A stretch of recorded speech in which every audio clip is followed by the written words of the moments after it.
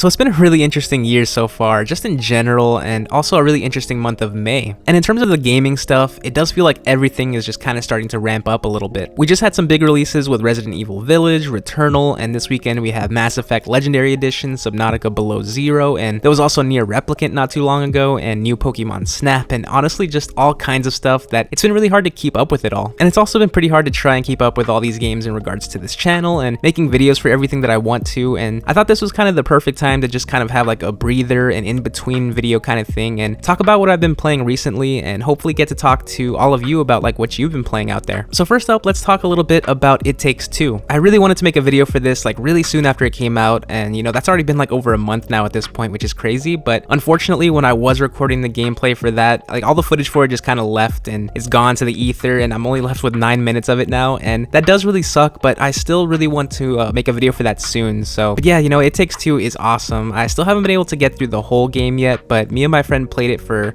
I think like 6 hours the first day that it came out, and it was honestly just a blast the entire time. The mechanics of the game are so fluid, like going back and forth in between what you and your partner have to do, and you know the visuals are obviously much different from the previous co-op game from this developer with A Way Out, but everything about the game feels like a huge step up just in general, like with the overall gaming experience of it. I did have a great time with A Way Out, but I do think that this one is superior to that one, and it simply offers like some of the most fun that you'll have with any game if you are lucky enough to like have someone to play this with. But yeah, you know, if you are looking for a fun co-op game to play and you haven't tried this one out yet, or A Way Out, I guess, you know, these are very different games and they don't ask you just to do like one thing the entire time. It varies and switches up what you have to do in the game constantly, and it's always keeping things fresh while you're playing, and they're both just really enjoyable games, and It Takes Two is honestly one of my favorites of the year so far. So next up is Star Wars Republic Commando. I wasn't sure if I even wanted to talk about this one because it's not like this major updated version or anything of this game, but I'm still gonna bring it up because this happens to be a Star Wars game that I don't remember playing too much as a kid, and so far this is a surprisingly fun time. I finally tried this one out the other day and I kind of just got lost in it while I was playing it. I haven't gone through all of it yet, so I can't say like where I would put this in the entire echelon of Star Wars games, but I have no doubts that this one was one of the better ones of the time that it was released, and it follows this kind of like squad type system that is pretty common now, and I guess it's always kind of been, but you know, it's cool to kind of be the captain of this squadron of clones as you make your way through these different locations and these different hideouts of the Empire, and it's just really fun to kind of like battle your way through these mountain range locations and going into caves and making your way underground, and it definitely felt like a genuine Star Wars experience, which is pretty much always the case whenever you do play any of these Star Wars games that have come out since like the early 2000s, the late 90s, up until now. They always have a distinct feel to them, and this one's no different than that. It would have been cool to get a remaster of this instead, but I think it does look decent enough to enjoy it on the modern consoles, so if you do, you know, want to check this one out and you've never played it before, I think it's definitely worth a look. So next up is Genesis Noir. This will probably be the next video that I come out with after this one because this is a relatively short game and I think I'm pretty close to finishing it now, but yeah, I mean, this is just a really cool game, especially visually. This is obviously a noir take in terms of the look of the game, but also somewhat in the tone and in the plot. You're pretty much on this detective journey trying to discover the genesis and the potential destruction of the entire universe, which is such a cool premise on its own, but it's executed in a very unique way with like all kinds of these abstract moments and really great music throughout it, a cinematic style to everything that kind of like forces your eyes to just stay glued to the screen. I don't think this is a game that would be for everybody though, and I'll get into that a little bit more when I do like the full review on it, but I definitely wanted to bring it up here and at least give you all like a glimpse of it if you haven't checked it out yet, because there's really not a lot like it out there. And so after that, we've got Dead by Daylight. So this is a really interesting one. I think everyone at least knows about this game or has heard about it by now, even if they haven't played it yet, but maybe not, you know, I don't know for sure. This is an online multiplayer horror game that either lets you play as one of the 4 survivors or as the one killer. This game has been around since 2016 and it's kind of just like persisted all these years by adding all kinds of different characters from pop culture, horror movies, and TV shows like Scream and Stranger Things, the Halloween franchise, Saw, A Nightmare on Elm Street, you know, on and on, you kind of get the idea. If there's a popular horror franchise out there, then they're probably in this game by now, and it's honestly a really smart way to keep the interest alive for this game as a whole, but also just to kind of keep it fresh, and I'm sure there's gonna come a point when they're gonna like run out of characters that they can add, but honestly, the fact that this game has lasted this long already and only seems to be gaining like popularity as time goes on, it's definitely not diminishing. It's a very impressive feat, and you know, I haven't played too much of it to really understand it fully yet, but I'm really intrigued by it every time I do watch anybody play it, and I found myself watching a lot of people play this on Twitch recently, and I totally get sucked into into it. Trying to get into it now as a newbie is tough, or at least it seems like it's tough, because I don't know what I'm doing at all out there, and I feel like, I am willing to put in the time to learn it and get better at it, so I think this will be a lingering game that I kind of have on the back burner for the rest of the year. And finally, the last game I want to talk about is Resident Evil 2. So as I mentioned at the start of the video, Resident Evil 8 or Village came out just this past week, and I feel like I've kind of been seeing nothing but Resident Evil stuff for like all of May, and I'm not complaining about that at all. And so, I just kind of wanted to embrace that actually and really try and get into the spirit of the world, since I was never big into the Resident Evil games at all growing up. And the remake of Resident Evil 2 came out a couple years ago now, and from everything that I've heard, it sounded like it was the perfect way to jump into the Resident Evil franchise, and so I did just that. I started this up a few days before RE8, and I loved it almost instantly. The game obviously looks really good, but mixing that with the core gameplay from a game that came out in the late 90s is kind of just pure magic. There's not really a great way to kind of explain it, but this game has something special to it that you can feel in every moment while you're playing. I really wish I could have played through all of it before 8, but I was pushed for time, and I did put it down to jump into 8 first, since they're not directly related to each other like it is with 7, but I'm so excited to go back to it and now finish it off. What I think it is mostly the atmosphere of that world in RE2 that stands out the most so far. I'm not necessarily scared of the zombies just yet, but I'm scared of the world. It's loaded with tension and suspense and this constant feeling that you're not safe, and that's not an easy thing to like execute and really get to pull off in a game like this. And that's basically it. Those were the 5 big games that I've kind of been playing for the past kind of month or so, I guess, and I do want to make some kind of video for all of those at some point, but not really sure when I'll be able to. And so that's why I wanted to make this kind of video, just to kind of give like a sort of update on that, and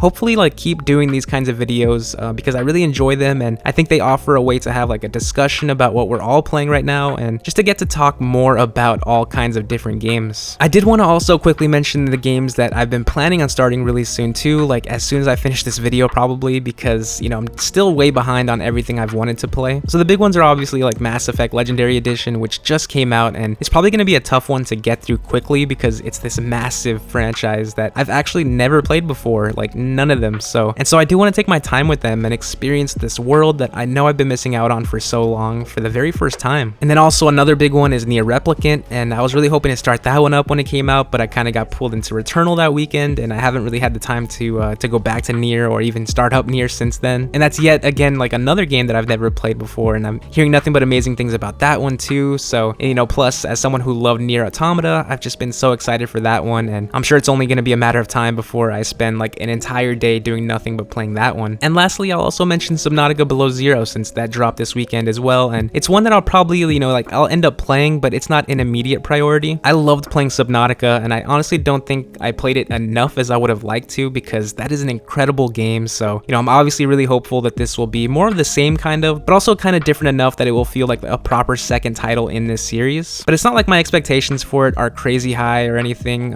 I mean, maybe it sounds bad, but just getting more Subnautica like sounds good enough to me, so I think I'll have a fun time with this one no matter what. And then there's also some games from the past that I started and never finished, like Detroit Become Human and Final Fantasy VII, that I totally haven't forgotten about, I can promise you that, and I'm going to find the time to like finish both of those at some point. But like I said, this year has been pretty crazy so far, and it kind of just feels like the amount of games to play are really starting to pile up, but that's definitely a good problem to have, and I'm so excited to start crossing off like some of these games off the list. So I'm excited to do all that. I hope you enjoyed watching this. I hope you want to talk about some of these games in the comments or anywhere you want to. I just love talking about games. I think most of you probably do as well. And yeah, thank you all so much for watching this. I hope you're all doing well out there. This might have ended up being like a slightly longer video than normal, but these are just some of my favorite kinds of videos to make, so I have no problem with that. I hope you all enjoyed it too. Again, I hope you're doing well out there wherever you are in the world. I hope to see you all on the next one. And until then, take care everybody.